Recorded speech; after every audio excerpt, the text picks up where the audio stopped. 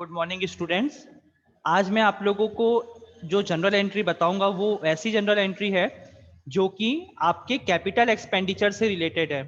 तो सबसे पहले अपन ये जानने की कोशिश करें, मतलब ये चीजें मैंने पहले आप लोगों को एक्सप्लेन कर दी है, एक बार उसको फिर से मैं आप लोगों को रिवाइज करवा देता हूँ।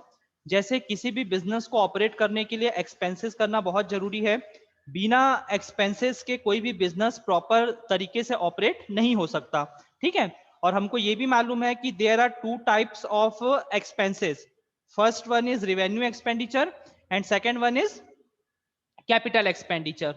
रिवेन्यू एक्सपेंडिचर वो होता है जो बिजनेस में बार बार होते रहता है, मींस उसका जो नेचर है वो ऐसा रहता है कि रिपीटेटिव होता है, मींस बार बार होते रहता है। लाइक आप इलेक्ट्रिसिटी बिल हर महीने पे करते हैं, अपने स्टाफ को सैलरी हर महीने देते हैं, अगर आपने बैंक से लोन लिया है तो उसके ऊपर इंटरेस्ट आपको हर महीने पे करना पड़ता है। तो कहने का मतलब ये हुआ कि बहुत सारे ऐसे एक्सपेंसेस होते हैं जो कि बार बार होते रहते हैं, ठीक है। तो वो होते हैं रिवेन्यू एक्सपेंडिचर। लेकिन कैपिटल एक्सपेंडिचर वो होते हैं जो बिजनेस में बार बार नहीं होते, जो एक बार होता है लेकिन जिसका बेनिफिट अपने को लॉन्ग टर्म तक मिल जाता है, तो उसको हम लोग कौन सा एक्सपेंडिचर बोलते हैं? रिवेन्यू एक्सपेंडिचर, ठीक है। अब इसमें आप लोगों को ध्यान ये रखना पड़ेगा कि कैपिटल एक्सपेंडिचर और रिवेन्यू एक्सपेंडिचर में से कि रिवेन्यू एक्सपेंडिचर की एंट्री तो नॉर्मल तरीके से होती है। For example salary paid to staff, ठीक है। तो सैलरी हमको मालूम है रिवेन्यू एक्सपेंडिचर है, तो salary account debit to cash, यहां पे कोई दिक्कत नहीं हुई। लेकिन जब हम फिक्स सॉरी जब कैपिटल एक्सपेंडिचर की एंट्री करना चालू करते हैं तो वहां पे कुछ बातों का ध्यान रखना पड़ता है, ठीक है। अब वहां पे कुछ बातों का ध्यान क्या रखना पड़ता है वो आप लोग एक बार देख लीजिए, फिर इससे रिलेटेड क्वेश्चन मैं आप लोगों को लाइव क्लासेस में भी करवा दूंगा, ठीक है। जैसे फॉर एग्जांपल जब हम मशीन परचेज करते हैं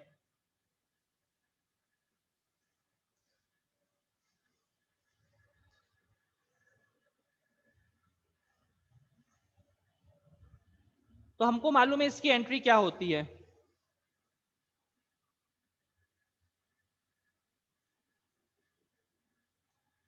machinery account debit to cash account. ये कोई आप लोगों के लिए न्यू एंट्री नहीं है, ये एंट्री से आप लोग बहुत अच्छे तरीके से फैमिलियर है ना। लेकिन अब जो मैं न्यू एंट्री या न्यू कंसेप्ट आपको बता रहा हूं उसको ध्यान से सुनिएगा। मान लीजिए आपने मशीन परचेस की है और उस मशीन को आपको इंस्टॉल करना है, मतलब प्रॉपर फिट करना है, अपनी जगह पे लगाना है। तो मान लीजिए आप इंस्टॉलेशन चार्जेस पे कर रहे हैं।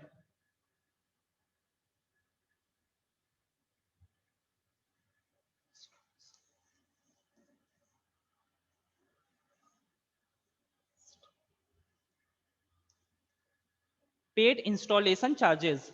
अब यहां पर कई लोगों के दिमाग में क्या आएगा मालूम है? Installation charges account debit to cash, ऐसा वो लोग सोचेंगे। ठीक है, आप जो सोच रहे हैं वो कहीं भी किसी एंगल से कुछ गलत नहीं है, बट दिक्कत ये है कि मशीन का इंस्टॉलेशन बार बार नहीं होता।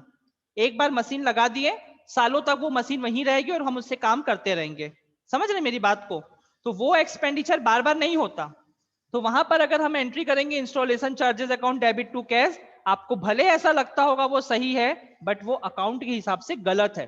नहीं कर सकते वैसी एंट्री हम लोग, क्योंकि वो कैपिटल एक्सपेंडिचर है। तो अब बहुत बड़ा हमारे सामने क्वेश्चन मार्क ये आ जाता है कि अगर हम installation charges account debit to cash नहीं करेंगे तो फिर करेंगे क्या? कैश अकाउंट क्रेडिट होगा, ये तो कंफर्म है, क्योंकि खर्चा हो रहा है तो कैश अकाउंट तो क्रेडिट होगा। लेकिन बहुत बड़ी बात यह है कि फिर वहां पर डेबिट क्या होगा, तो मैं आपको बता देता हूं, वहां पे डेबिट होगा मशीनरी अकाउंट।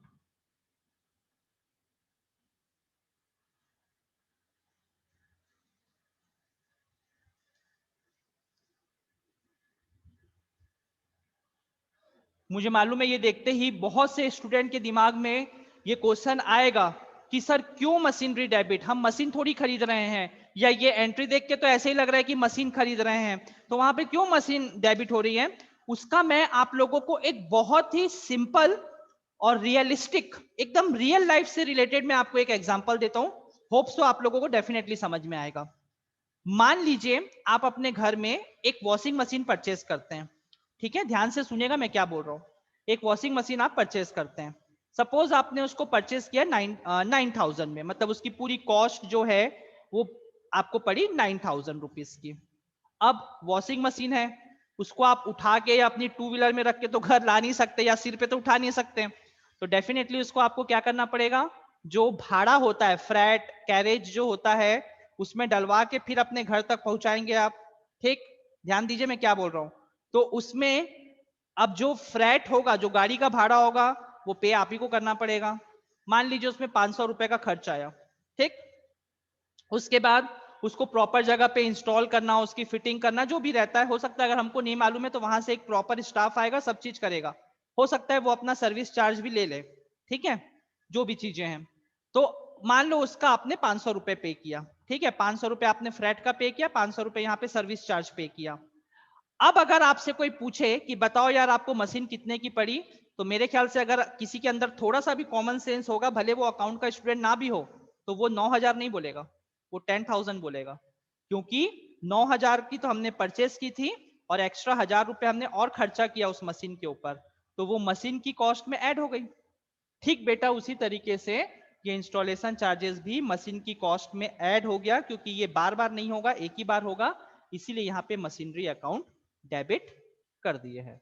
ठीक है, तो आप लोग हमेशा ध्यान रखिएगा कि रिवेन्यू एक्सपेंडिचर के समय उसका नाम आता है, लेकिन कैपिटल एक्सपेंडिचर के समय उस पर्टिकुलर एसेट्स का नाम आता है, जो भी वो एसेट्स होगी उसका नाम आएगा और वो डेबिट हो जाएगा। बस यही कंसेप्ट था जो मेरे को आप लोगों को समझाना था। अब इससे रिलेटेड जो भी क्वेश्चंस होंगे वो मैं आप लोगों को लाइव क्लासेस में एक्सप्लेन कर दूंगा। होप सो आप लोगों को ये कंसेप्ट क्लियर हो गया होगा। आगे हम लोग क्लास में देखते हैं। Okay, thank you.